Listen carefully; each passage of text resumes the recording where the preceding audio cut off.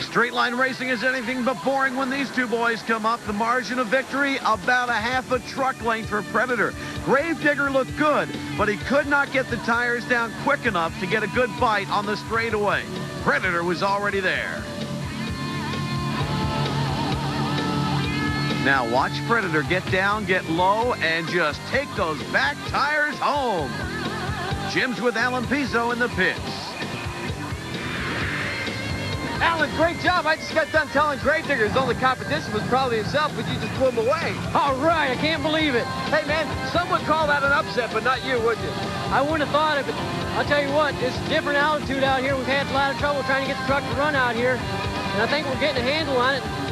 Finally pulled one out. Going to the next round, left lane or right lane? I think I'm going to stay in the left lane. I've run it twice, and it feels good. Congratulations. Thank you. USHRA racing continues as Invader goes against Barefoot. They have met 4 times. Barefoot has defeated them 4 times. Can Invader break the chain? We'll find out when Monster Wars continues. Welcome back. Monster Wars today coming to you from where the air is clean and the track is very, very muddy and dirty.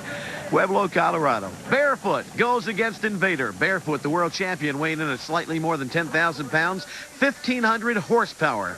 And Invader, 11,000 pounds, a full 1,000 pounds heavier with 1,300 horsepower. Ray Perkowski aboard. Can Invader take out the world champ? It is an embarrassment of stellar proportions to compete with a creature like you, Barefoot! Beware!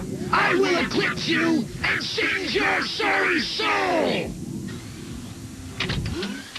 Both trucks up to the line. Barefoot, Invader.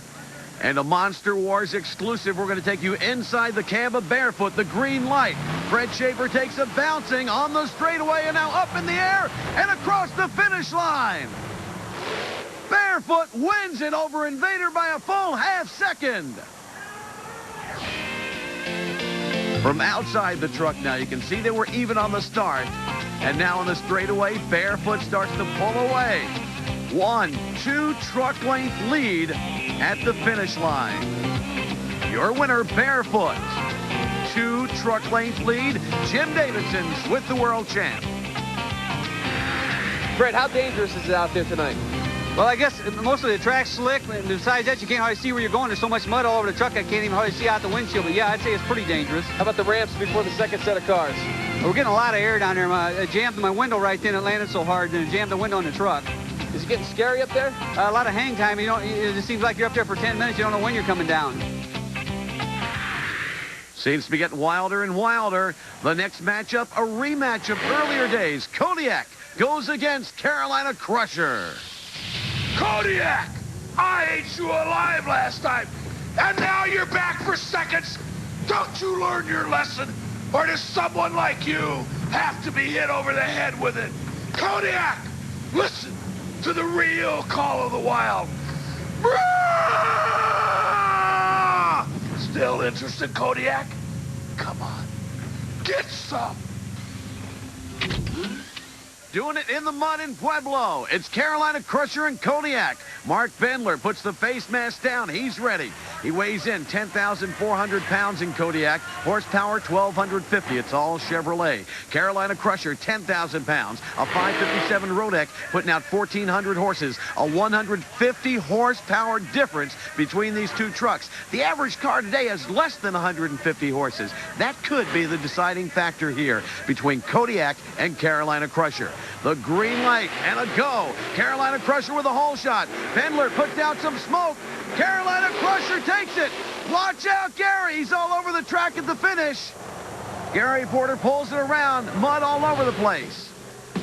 Now, you got to realize these guys are some 10 feet high in the air, and then they launch like this. It can take them as high as 25 feet. And then he lands and has to drive this thing? That's quite an impressive bit of driving on mud. Carolina Crusher moves on to the semis.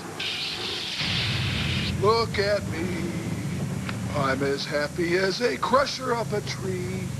Now I got a race that I can sink my teeth into, and that makes me just a little bit misty. It reminds me when my grandmother Crusher used to sink her teeth into the back of my neck. Now you can say I'm just a little sentimental guy. A not so gentle giant, though. Taurus is at the starting line, but his competition Equalizer is still in the pits. Jim Davidson has the story. Hey, David, you're second fastest loser, but you might not be coming back? I ain't sure. Right now we don't have much oil pressure at all. What are you doing over here in Jack's truck? Borrowing some oil. So after the race, you're going to give it back to him? I guess. That's it, baby. All right. Okay. Now, this is something I've never heard before. Equalizer is borrowing oil from the Taurus team so he can run against Taurus. On the frontier, neighbors help each other. But once the showdown begins, it's every cowboy for themselves. And it's getting too darn close to the finals to be horsing around. Dag nabbit, I want to wrangle and win. And I ain't subsiding till I'm riding high and mighty as numero uno.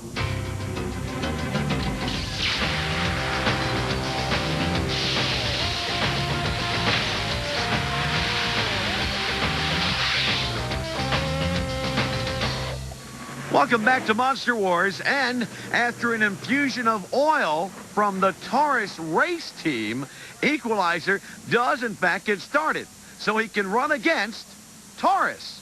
It's the final race of round 2. You know, you really set my high, Taurus. For your own good, get out while you still can. I've come too far to turn back. You're the only thing standing in my way, baby, to fulfilling my goals. And I'll have no problem tearing you up on the track. Oh, listen here, you darn do-gooder.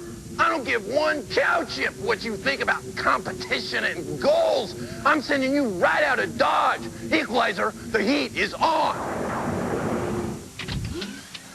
As the monster stage, let's take a look at these two incredible monster trucks, Equalizer and Taurus. Equalizer weighs in at 10,200 pounds, 1,300 horses. It's Chevy power all the way with a GMC body. Now, Taurus is a brand new truck, 10,000 pounds, 1,200 horses, Chevy powered also. So it's all Chevy race day here at Pueblo, Colorado. Now remember, Equalizer is running with oil borrowed from the Taurus race team. On the start, Taurus with a whole shot, but Equalizer comes. Look at this, Taurus dies on the track. Equalizer wins it. Holy mackerel, Andy. Equalizer wins it. And he borrowed the oil to get started from the Taurus race team. Taurus died after the jump. And he had to be thinking, and I loaned the guy the oil to come out and race me. Equalizer comes across the finish line, moves on, and Taurus, well, basically, he lost a transmission is what happened. He just rolls to a complete stop. No oil pressure problems there. Equalizer looking very, very strong. Matter of fact, as strong as I've seen him in a couple of weeks. A puff of smoke, and he's across the finish line. Equalizer heads back to the pits, and I'm not too sure who's going to loan him oil this time. Let's kick it back to LuAnn.